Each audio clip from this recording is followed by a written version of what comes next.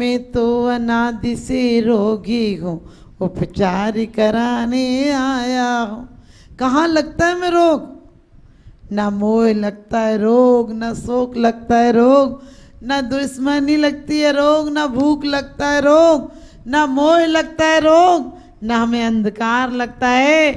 अंधकार में मैं इस अंधे व्यक्ति की तरह है जो और चश्मे पर चश्मा ठीक से नहीं दिखता था तो आँख का तो इलाज नहीं कराया, एक चश्मा लगा लिया, फिर कोई ने कहा ये चश्मा ठीक नहीं है, बोले पहला तो छोड़ूं कैसे, दूसरा भी दे दे वो भी लगा लूँगा।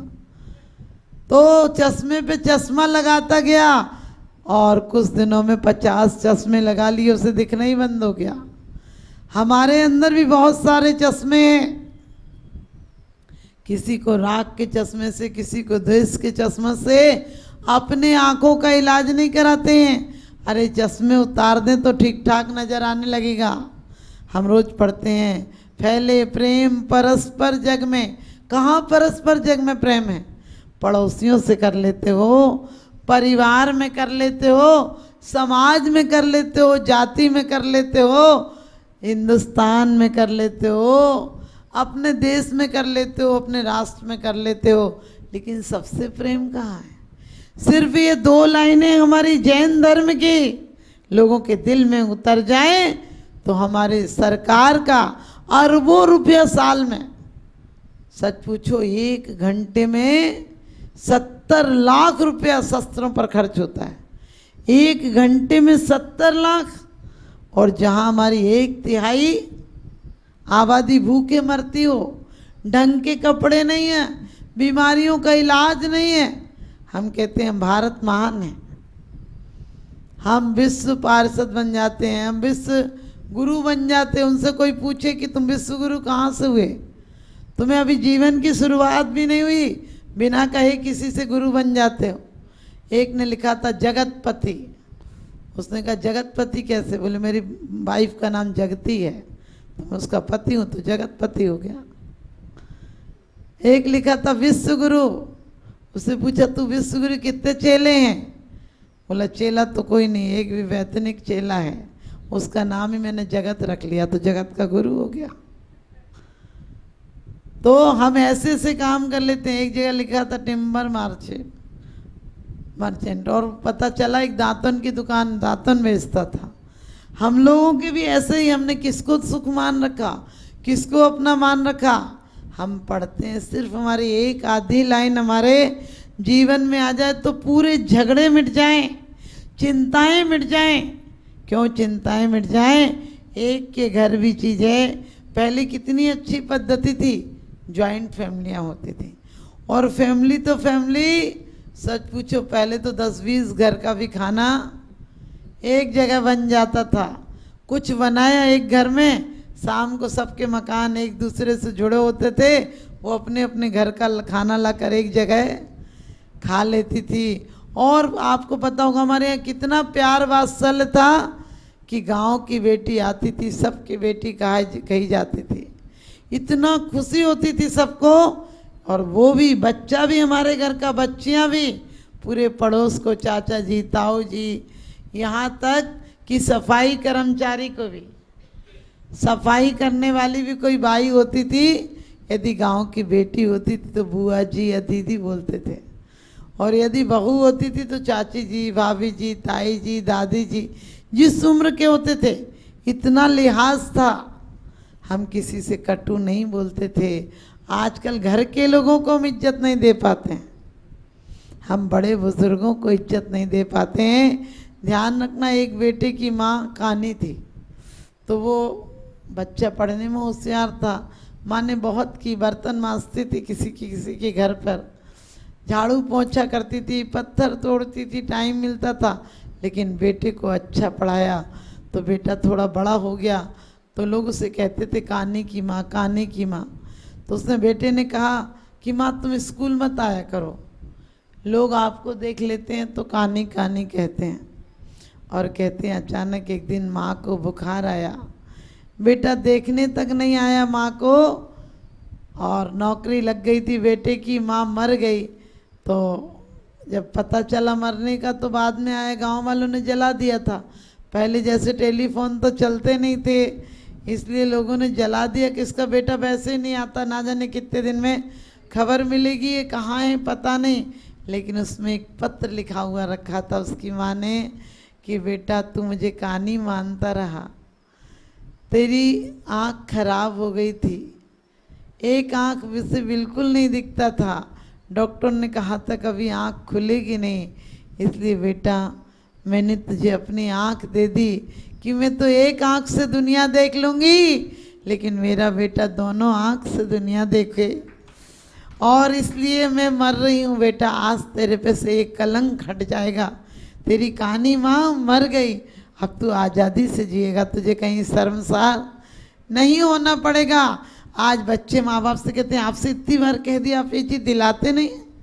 कभी झांक कर देखो कि उस माँ ने अपने त्योहारों पर कपड़े नहीं बनाए, बाप जूते पहने पुराने फिर रहा है, लेकिन बाप ने तुझे वो चीज़ें दी जो अपने जीवन में नहीं ले पाया। एक बेटा ऐसे ही शिकायत करता था बाप से कि तुम मुझे मोटरसाइकिल नहीं दिलाते, मोटरसाइकिल नहीं दिलाते। अचानक धूप थी तो बाप का जूता पहन के चला गया, थोड़ी दूर गया तो पैर में बहुत चुभा, देखा तो खून निकल आया। उसने देखा क्या बात है, तो उसमें एक पर्ची लिखी थी कि जब उसे याद आती थी पिताजी को तो लगती थी जूता ऐसे ही चला लूँगा, लेकिन बेटे के लिए मोटरसाइकिल दिलाना है। पता था जूता जहाँ से टूट गया था वहाँ से बाप ने कील लगा रखी थी, लेकिन उसे पता था पिताजी पे साइकिल तक नहीं है, पिताजी ने मुझे अच्छे स्कूल में पढ़ाया है, इतनी मेहनत की है। ध्यान रखना, आज हम घर घर में अपने बच्चों को भी अपनी बच्चियों को भी यदि पद्म पुराण पढ़ाकर भेजें, हरिवंश पुराण पढ़ाकर भेजें, तो हमारी बेटियों के बच्चों के जीवन में कभी दुख नहीं होगा, शोक नहीं होगा, कभी वो डिप्रेशन में नहीं रहेंगे। लेकिन हम कहाँ करते हैं, हम मोह के कारण, हमारा ऐसा मोह है दादा दादी से अलग कर देते हैं, बोले इनको मत रखा करो, आप मत बोला करो, आप लोग तो सौभाग्यशाली हो कि आपकी बहुएं कुछ ऐसा नहीं कहती हैं, वरना दिल्ली उल्ली की हालत देखो जाकर, बद से बदतर हैं। हमारे एक भक्त हैं जिन्होंने 5-5 करोड़ एक एक बेटे को दिया है, 3-3 करोड़ की कोठी दी है, और बाप बीमार हो जाए तो बहू कहती है कि इनको यही काम नहीं रहेगा, तुम्हें दिखाने जाएंगे, तुम अपने आप से कोई सर्वेंट रख लो, वो तुम्हें दिखाकर आएगा। लेकिन वो ही क्या कहता है, मैंने उनसे कहा, मैंने कि आप तो इससे अच्छा कहीं और रह लो, इतने निकम्मे बेटों से खाना नहीं देती, टाइम पर नौकर बनाता तब भी बोलती नहीं कि खा लो, तो क्यों रहते हो। लेकिन वो बड़ी हथकड़ी है, वो बड़ा खतरनाक है, बोले आखिर हैं तो अपने बच्चे देख तो लेता हूँ। ध्यान रखना, अपने आप को नहीं देख रहा है कि इतनी संकलेश में जीकर कहाँ जाएगा, बेटों को देखने के चक्कर में पड़ा हुआ है। हमारी और आपकी हालत भी यही रहेगी। हम कहते हैं मोह दूर ही रहा करे, कहाँ मोह दूर है। हम बचपन में थे तो सिर्फ 1-2 खिलौनों को रो लेते थे, बड़े हुए तो और परिग्रह बढ़ गया और आसक्ति बढ़ गई। छोटे थे तो जरा सी बात में चुप हो जाते थे, बड़े हुए तो गांठ बांध लेते हैं, मोह की गांठ को इतना प्रगाढ़ कर लेते हैं, राग की गांठ को, क्रोध की गांठों को कहते हैं जो हंस हंस कर बांधे हैं वो रो रो कर भोगना पड़ेगा, और हाथों की लगाई गांठें मुंह से खोलना पड़ेगा, हाथों से लगाई गांठें मुंह से खोलना पड़ेगा। लोग कहते हैं हम कौन से रास्ते पे चलें, क्या करें कि हमें मोक्ष मिल जाए। मैंने कही सड़क कहीं नहीं पहुंचाती है, जो सड़क दुकान तक ले जाती है उससे ही वापस आओ तो घर तक आ जाते हो। जो चेतना की ऊर्जा हमने आज तक बहिर्मुखी की है उसे अंदरमुखी कर लेंगे तो अपने आप लौट जाएगी। जिसे आज तक हमने बेकार की भावनाओं, बेकार की बातों में लगाया है, सच बताना क्रोध हो तो हम सबर करते हैं क्या, रहने दो ना, एक घर में रहना, जवाब देकर भी क्या करेंगे, नहीं। आज तो इसने कहा तो कहा कैसे, आप सोचो, तुम बैर बढ़ा रहे हो। उसने आवेश में कह दिया तो कह दिया, लेकिन तुमने क्या कहा? अब कहा तो शाम तक निपटारा नहीं होगा, तब तक खाएंगे नहीं। लो, तुमने क्रोध भी बढ़ाया, मान भी बढ़ाया, उसके लिए मायाचारी भी की। और लोभ तो है ही, यश ख्याति सत्ता, ये सब का लोभ है। कसाई अकेली नहीं आती, अपनी पूरी पलटन को लेकर आती है। पदार्थ एक हैं और व्यक्ति अनेक हैं। घर में चीज एक है, जिसे मिल जाएगी उसे अहंकार आ जाएगा, और जिसे नहीं मिलेगी उसे क्रोध आ जाएगा। लेकिन सम्यक दृष्टि तो कहता है कि वस्तु तो वस्तु है, वस्तु से व्यक्ति बहुत अलग है। पर भावों से ही विकार आते हैं, चाहे वो चेतन पदार्थ हों चाहे अचेतन पदार्थ हों, चाहे जड़ पदार्थ हों चाहे चेतन की परिणति हो। चेतन की परिणति तो शुद्ध त्रैकालिक शुद्ध है। आज भी हमें परमात्मा के प्रसाद से कभी मोक्ष नहीं मिलेगा। हमारा पुरुषार्थ जिस दिन जितना बाहर में लगता है कि किसी की शिकायत हो रही हो तो सच बताना, रसगुल्ले से ज़्यादा रस आता है शिकायत में। हम इतने ध्यान से सुनते, और क्या हुआ और क्या हुआ।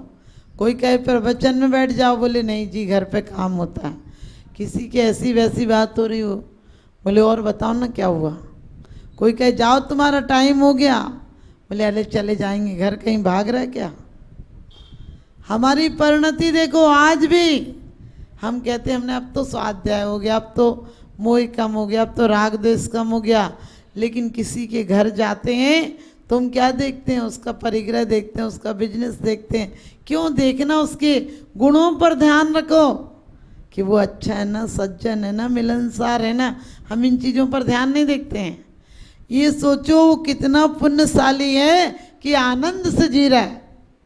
पुण्यशाली वो नहीं जिसकी बहुत बड़ी कोठियाँ हैं, पुण्यशाली वो नहीं जिसने अपने पुण्य को रजिस्ट्रियों में लगा रखा है, कागज के बंडल घर पर इकट्ठे कर रखे हैं। पुण्यशाली तो वो गए जो आनंद से खाता है, आनंद से जीता है, प्रत्येक क्षण आनंद में रहता है।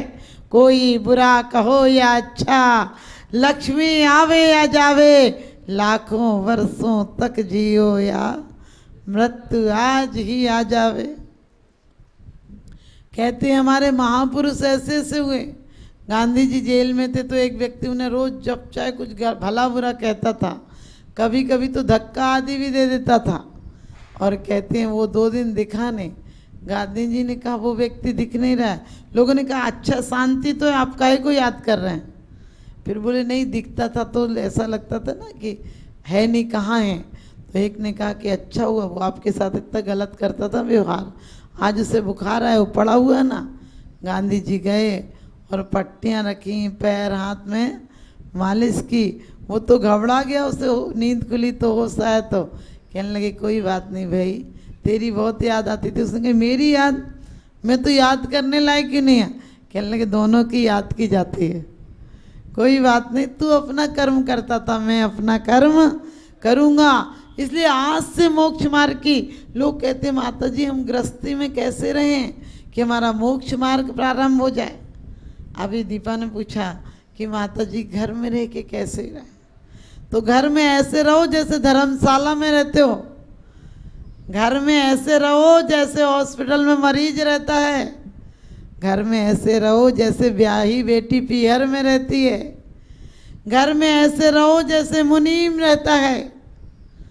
आप सच बताना, मुनीम के हाथ से दिन भर नोट गिने जाते हैं, दिन भर नोट मालिक के हाथ में नहीं आते, मुनीम ही गिन के रखता है, मुनीम ही बैंक में डाल कर आता है। लेकिन सच बताना यदि कभी घाटा पड़ जाए तो मुनीम आकर घर में बेफिक्र सोता है और मालिक को नींद नहीं आती है, क्योंकि उसकी परिणति में फर्क है। उसे पता है कि सेठ का है, मैं तो सिर्फ गिनने वाला हूँ, मेरे तनख्वाह से आगे और कुछ वास्ता नहीं है। हम भी यही परिणति लाएं कि हमें तो जो मेरे कर्म में है उससे अलावा कुछ नहीं। लोग कहते क्या करें माता जी, कर्म कैसे बदलें? मैंने कि कर्म नहीं बदले जाएंगे, वो तो तीर्थंकरों को भोगना पड़ा। हमें भी भोगना पड़ेगा। लेकिन कर्मों के उदय में, कर्म तो संभावना है, हमें विचलित कर भी सकते हो, नहीं भी कर सकते हैं। कर्म तो चना है, चाहो तो आप बूंदी बनाकर खाओ, चाहे तो नमकीन बनाकर खाओ, और चाहे तो बेसन की कड़ी बनाओ, या कच्चे चने चाप जाओ तो बीमार हो जाओ। ध्यान रखना, चना तो चना है, कर्म कर्म है, कर्म की कोई सत्ता हम पर नहीं चलती। यदि कर्मों की सत्ता चलती तो तीर्थंकर कभी कर्मों से मुक्त नहीं हो सकते थे। वो तो हमारी कमजोरी है, हम सोए पड़े हैं तो कर्मों ने राज्य कर लिया है। तो कहा था ब्याही बेटी की तरह रहो। ब्याही बेटी पीहर में आती है तो सबसे अच्छे से बोलती है, जैसा घर में सबके साथ सलूक करती थी वैसे ही बोलती है। वैसे ही पिताजी को टाइम पर चाय देना, नाश्ता देना, माँ से बातें करना, सब कुछ, कपड़े धोना, जो भी घर का काम होता है टाइम से करती है और अच्छे से करती है। लेकिन सच बताना, बाहर से काम करती हुई दिखती है, अंतरंग में क्या चलता है? अंतरंग में प्रत्येक क्षण क्या चलता है? ससुराल या फिर वहाँ के लोगों का व्यवहार चलता है, वहाँ की स्मृति चलती है। यदि सगाई भी हो जाती, उस घर को देखा नहीं होता, अभी गई नहीं है, लेकिन घर में सुनती है कि उनके इतने कमरे हैं, उनका ये बिजनेस है, तो कल्पना में घर बना लेती है वो। हमने ध्यान रखना, हमने सुन रखा है कि सिद्धशिला ऐसी होती है, ऐसा वहाँ शांति है। गए नहीं तो क्या हुआ, एक बार आकर्षण बन जाए कि वही घर मेरा है, फिर यहाँ की परिणतियाँ कोई असर नहीं डालेंगी। मायके में बरसात हो तो ससुराल की याद आएगी, यहाँ कोई परिणति विपरीत होगी तो लगेगा मुझे तो थोड़े से दिन रहना, अपने घर जाना है। अपने घर का मतलब आज तक हमें आचार्यों तक को मोक्ष सुख बताना पड़ा, तो का स्त्री जैसी मुक्ति सुंदरी, बताओ हमें और कुछ समझ में ही नहीं आता, वहाँ भी सुंदरी।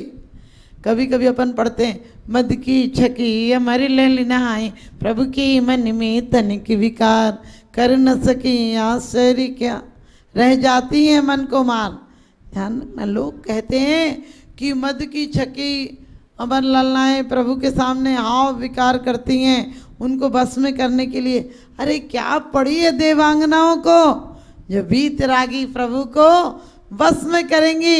ये हो सकता है कि वो आकर उनके आगे नतमस्तक हो जाती हो